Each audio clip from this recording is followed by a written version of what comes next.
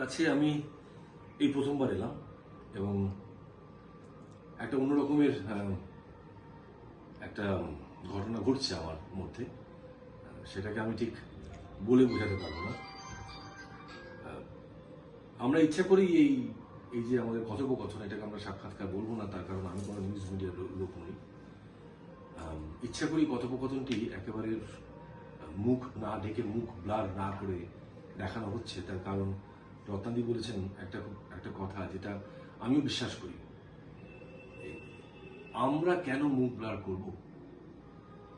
যারা বাইরে ঘুরছে, ঘুরে বেড়াচ্ছে, যারা প্রকৃতভাবেই এই ঘটনার জন্য দায়ী, তারা তো কই মুখ ব্লার করছেন না। যদিও জুডিশিয়াল কারণে আমরা আমাদের অভয়ার নাম অভয়াই বলবো, তার কারণ ওইখানে যদি কোনো লঙ্ঘন হয় তাহলে একটা অসুবিধার কারণ হতে পারে। কিন্তু আমার একটা প্রশ্ন আপনাদের কাছে, প্রথমত এই সমাবেশটাকে নিয়ে, যে আজকে যে সমাবেশে আমরা এসেছি, আমাদের বিকেল 5টা থেকে আর বোধহয় এখন 4:38 বাজে, আর বোধহয় 12 মিনিট সময় আছে। এই সমাবেশটাকে নিয়ে যদি আপনারা কিছু বলেন। আমি রত্নাদিকে দিয়ে শুরু করি। রত্নাদি, আপনি বলুন। প্রথমে সবাইকে শুভ শারদিয়া। সেই মহালয়া থেকে আমাদের এখানে পুজো শুরু হয়েছে, মহালয়ার আগের দিন থেকেই পুজো শুরু হয়েছে। তাছাড়াও আমাদের মাননীয়া পূজার আগেই একটা বলেছেন যে এখানে দুর্গা অঞ্চল বানাবেন, যে একটা দুর্গা অঙ্গন বানাবেন, অনেকটা জায়গা এরিয়া লাগবে। মাননীয় প্রধানমন্ত্রী মুখ্যমন্ত্রী মমতা বন্দ্যোপাধ্যায়। তো আমার সেই জায়গাটা থেকেই ভাবনাটা যে দুর্গা অঙ্গন বানাতে কি আর জায়গা লাগবে?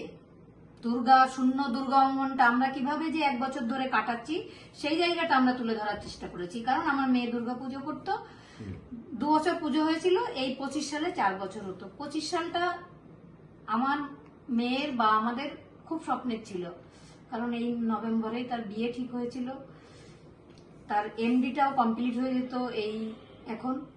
এই বছর পুজো খুব সেই জন্য স্পেশাল ছিল, কিন্তু কিছুই আর তার জীবনেও হয়নি, আমাদের জীবনেও হয়নি। সেই জায়গাটা থেকে আমরা সেইটা তুলে ধরার চেষ্টা করেছি। দুর্গা অঙ্গন বানানোর জন্য কোনো জায়গা দরকার নেই। শুধু আমাদের প্রত্যন্ত গ্রাম অঞ্চলে বা শহরাঞ্চলে যেসব দুর্গা রোজ ধর্ষিত হচ্ছে এই অসুরদের অত্যাচারে, সেই সব দুর্গাদের যদি আমরা সুরক্ষিত রাখতে পারি, তাদের শিক্ষা দিতে পারি, তাদের খাদ্য দিতে পারি, তাদের স্বাস্থ্য দেখতে পারি, তাহলে আমাদের রাজ্য কি দেশটাই একটা দুর্গা অঙ্গন তৈরি হবে, মুক্ত দুর্গা অঙ্গন তৈরি হবে, সেখানে অসুরের কোনো ভয় থাকবে না। সেই জায়গাটাই আমি তুলে ধরার চেষ্টা করেছি। শেখরদা, এই যে আপনি কিছুক্ষণ আগে বলছিলেন, আমাকে একটি কথা যেটা আমাকে নাড়া দিল, যে এতগুলো প্রশ্ন ছড়া হয়েছে ওদের দিকে, কিন্তু আপনাদের উকিল মহাশয় একমাত্র তিনি একটি মাত্র প্রশ্ন আজ অব্দি করতে পেরেছেন। মানে আমি বোধহয় 20টি প্রশ্ন আছে, 20টি থেকে 54টা প্রশ্নের মধ্যে একটি প্রশ্ন এতদিনে করতে পেরেছেন হাইকোর্টে দাঁড়িয়ে। এইটা সম্বন্ধে যদি আপনি কিছু বলেন আমাদের, তার কারণ আমরা না এই বিষয়ে অবগত নই।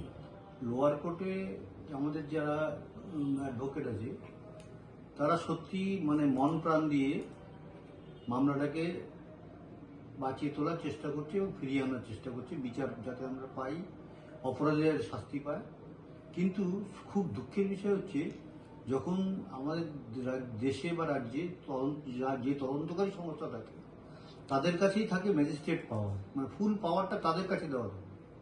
এবার তারা যদি ম্যাজিস্ট্রেট বা আদালতের কথাও না শোনে, যে রায় প্রতিদিন আমরা কোর্ট থেকে পাই, সিবিআই যথারীতি তার কোনো প্রতিফলন পরবর্তীকালে দেখায় না। এইবার যেমন শিয়ালদা কোর্টে একটা আমরা রায় পেয়েছি যে সমস্ত পুলিশ অফিসাররা ওই দিন 9 তারিখ এই সমস্ত ঘটনার সঙ্গে যুক্ত ছিল তাদের বিরুদ্ধে একটা ব্যবস্থা নেওয়ার কথা শিয়ালদা আদালত বলেছে। আজকে প্রায় 15 দিন সেই রায়ের কপি নিশ্চয়ই সিবিআইয়ের কাছেও গেছে এবং পশ্চিমবঙ্গ সরকার ভার্সেস যেহেতু মামলাটা চলছে, পশ্চিমবঙ্গ সরকারের কাছেও রায়টা গেছে এবং মানে কোর্টের যে রায়ের কপিগুলো বেরোয় সেগুলো পাবলিশড হয়, সমস্ত সাধারণ লোকও ব্যাপারটা জানতে পারে। তারপরেও কিন্তু সিবিআই কোনো ব্যবস্থা নেয় না। এইরকম ঘটনা এই নিয়ে 3 বার শিয়ালদা কোর্টে রায় হলো, আর হাইকোর্টে তীর্থঙ্কর ঘোষের এজলাসে 8 মাস মামলাটা চলার পর তীর্থঙ্কর ঘোষ, আমরা যখন লয়ার চেঞ্জ করলাম, আমাদের লয়ারে একটা বক্তব্য শোনার পরে তীর্থঙ্কর ঘোষ মামলাটি ডিভিশন বেঞ্চে পাঠিয়ে দিল। ডিভিশন বেঞ্চে একদিন শুনানি হলো, কোনো রকম মানে মামলাটা কিভাবে শুনবেন উনি তো 15 দিনের পরে মামলাটা উঠেছে ডিভিশন বেঞ্চে, তবুও সিঙ্গেল বেঞ্চ তীর্থঙ্কর ঘোষের এজলাস থেকে সেই পেপারসগুলো ডিভিশন বেঞ্চে গিয়ে পৌঁছায়নি। তারপরেও ডিভিশন বেঞ্চ একটা ডেট দিয়েছিলেন, উনি স্পষ্ট বললেন দেখুন আমি কোনো পেপারস পাইনি। তখন আমরাই পেপারসের কপি আমাদের লয়ার ওনাকে দিয়েছে এবং উনি পরবর্তী সোমবার শুনবেন বলেছিলেন, কিন্তু তার শেষ সোমবার দিন তারিখ দেওয়া সত্ত্বেও সেদিন মামলা শোনা হয়নি। আচ্ছা, এই রত্নাদি এবং শেখরদা, আপনাদের একটা কথা জিজ্ঞেস করি। আমি যখন এখানে এলাম দেখলাম যে অনেক মানুষ নিচে দাঁড়িয়ে আছেন, তারা আপনাদের সাথে আছেন। আমি দেখছি নীল এখানে আছে, আরো মানুষ ভিতরে আছেন, এবং আমি দেখছি যে এই লড়াইয়ে আপনাদের সাথে এখানে কিছু না হলেও অনেক মানুষজন আপনাদের সাথে আছেন। আপনাদের এই যে আমরা যে যারা বিদেশে থাকি, যারা চাই আপনাদের এই লড়াইয়ে আপনাদের সাথে থাকবো, তাদের প্রতি আপনাদের কোনো বার্তা আছে কি? তাদের প্রতি যারা আমাদের জন্য, আমার মেয়ের জন্য লড়াই করছে, সবাইকে আমাদের পরিবারের সদস্য মনে করছি। এবং সত্যি কথা বলতে কি, আপনাদের সঙ্গে এই যারা যারা প্রতিনিধি আমাদের সঙ্গে কথা বলেছি আমি, তাদের যে আত্মবিশ্বাস যে আমরা বিচার পাবই এবং বিচার আমরা ছিনিয়ে আনতে পারবো, তাদের আত্মবিশ্বাসে আমরাও আত্মবিশ্বাসী হই। এবং যারা সবাই আমাদের সঙ্গে থাকে, আমাদের আত্মবিশ্বাস বাড়ায়। প্রথম 4 দিন যেমন আমরা কোনো কথাই বলতে পারতাম না, ব্যাপারটা তো আমরা বিষয়টা প্রথমে বুঝতেই পারতাম না। পরবর্তীকালে এই সাধারণ লোক আমাদের পাশে এসে দাঁড়ানোতে আমরা প্রশ্ন করার যে সুযোগগুলো পাচ্ছি, এই সমস্ত পৃথিবীর লোক এবং সাধারণ পশ্চিমবঙ্গবাসী, সাধারণ ভারতবাসী বলবো, আমাদের পাশে এসে দাঁড়ানোতে আমরা এই কোশ্চেনগুলো করার সাহসটা আজকে আমরা পাচ্ছি। আজকে আমি গিয়ে সিবিআই ডাইরেক্টরকে সরাসরি কোশ্চেন করতে সাহস পাচ্ছি, সত্যি এত লোক আমার সঙ্গে আছে বলেই। এবং তারাও কিন্তু কভার আপ করছে ঠিকই, কিন্তু তারাও কিন্তু খুব আতঙ্কিত আছে, সেটা আমরা কোর্টে দাঁড়িয়ে বুঝতে পারি। কারণ কোর্টের শুনানি শেষও হয় না, যখনই নেক্সট ডেট অ্যানাউন্স হয় এবং জজ পরবর্তী কথাগুলো বলতেও থাকেন কিন্তু শোনে না, সিবিআই ঠিক কোর্ট থেকে বাইরে বেরিয়ে চলে আসে। এইভাবে আর এটা ঘটেই যাচ্ছে। হ্যাঁ, আর তাও ওদের যা উদ্দেশ্য ওরা চেষ্টা করছে, কিন্তু আমরা চেষ্টা করছি আমরা এই বিচার ওদের কাছ থেকে আমরা নেবই। কারণ ভারতের প্রিমিয়ার গোয়েন্দা সংস্থা হচ্ছে সিবিআই। আমরা যদি ঠিকঠাক মতো কোর্টে সওয়াল করতে পারি, হাইকোর্ট বা সুপ্রিম কোর্টের যে অর্ডারগুলো আসবে, এগুলো ভায়োলেন্স করার মতো সাহস সিবিআই পাবে না। এটা আমরা 100% বিশ্বাস করি। এবং এত লোকের সমর্থন যখন আছে, সিবিআইকেই পুরো সমস্ত কোশ্চেনের জবাব দিতেই হবে। আচ্ছা রত্নাদি, আপনাকে আমি বলেছি আগে যে 3 তারিখে আমাদের একটি অভয়া মঞ্চ হচ্ছে টাইম স্কোয়ারে, যেখানে অভয়ার জন্য আমরা একটা ডিসপ্লে করব ওখানে। এবং সেখানে আমরা অনেকজন মিলে ফ্লায়ার্স কিংবা যেটাকে আপনার বলে যে প্রতিবাদপত্র, সেগুলো আমরা চারিপাশে ছড়াবো।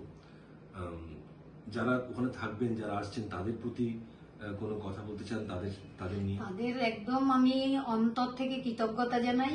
আমি যে তাদের সঙ্গে, তারা যে আমার সঙ্গে থাকছেন, আমার রোজ যে সাহসটা বাড়াচ্ছেন, তার জন্য আন্তরিকভাবে এই পূজার ও শারদীয়ার শুভেচ্ছা জানাই। এবং যতদিন আমি বিচার না পাবো, তারা যেন আমার সঙ্গে থাকেন। কারণ আমি এর আগেও দেখেছি, আসলে কি আমরা খুব সাধারণ, আমরা যে বাড়িটায় রয়েছি, এই বাড়িটাও বেশিরভাগটাই মেয়ে ওর বাবার সঙ্গে করেছিল। আমরা ছোট্ট একটা টালির বাড়িতে থাকতাম, সেখান থেকেই আমার মেয়ের ডাক্তারি পড়াশোনা। আর আমাদের সত্যিই কোনো উদ্দেশ্য ছিল না জীবনের, লক্ষ্যটা ওকে বড় করা, ও কিভাবে ডাক্তার হবে, ও কিভাবে ভালো সবসময় ওর ডিগ্রিটার উপরেই সব থেকে বেশি লোভ ছিল। আর দাদা, সেই ডিগ্রিটার লোভে আমরা আর কি কষ্ট করছি, তার থেকে অনেক অনেক শতগুণ কষ্টটা আমার মেয়ে করেছে, প্রতিনিয়ত করেছে। সে রাত্রে ভয়ে ঘুমাতে পারতো না, কিন্তু তার রাস্তা থেকে সরে আসেনি। আমরা সেই জায়গা থেকে দৃঢ়প্রতিজ্ঞ হই রোজই যে আমাদের থেকে অনেক বেশি ও কষ্ট করেছে। সেই জায়গাটা থেকে আমরা বাবা মা হিসাবে সবসময় ওর যেতে চাইতো, সেই স্বপ্নটা যেন পৃথিবীতে ওকে কেউ না ভুলে যায়, সেই জায়গাটা রক্ষা করে যাব সবসময়। আমরাও চাইছি যারা গ্লোবাল সলিডারিটি গ্রুপে আছেন এবং অন্যান্য বাঙালিরা যারা প্রতিনিয়ত এই অভয়ের জন্য লড়ে যাচ্ছেন, তাদের তাদের সবাইকে এক জায়গায় আনা। শুধু নিউ ইয়র্ক কিংবা অস্ট্রেলিয়া কিংবা ইউকে নয়, সারা বিশ্বের যারা বাঙালিরা আছেন তাদের কাছে আমাদেরও একান্ত অনুরোধ, তারা যেন এগিয়ে আসেন এবং এই বিষয়টাকে নিয়ে মুখ খোলেন এবং আপনাদের কথা শোনেন, আপনাদের সাথে থাকেন।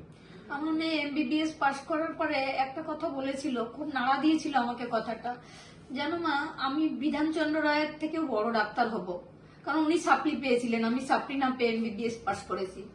তারপরে MBBS পাশ করার পরে ওকে যখন ব্যাংকে নিয়ে গেছেন ওর বাবা, ওর নামের আগে ডক্টর শব্দটা উচ্চারণ করছে না। আমাকে ওর বাবা এসে বলছেন, জানো, ওর ব্যাংকের ম্যানেজারের সামনে ডক্টর বলছে না, বলছে মৌমিতা দেবনাথ।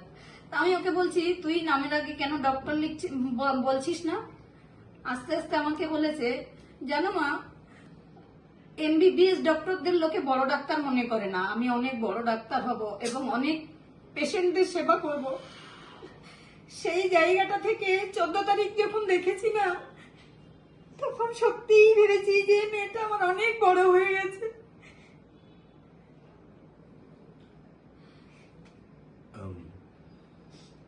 আর করিস না।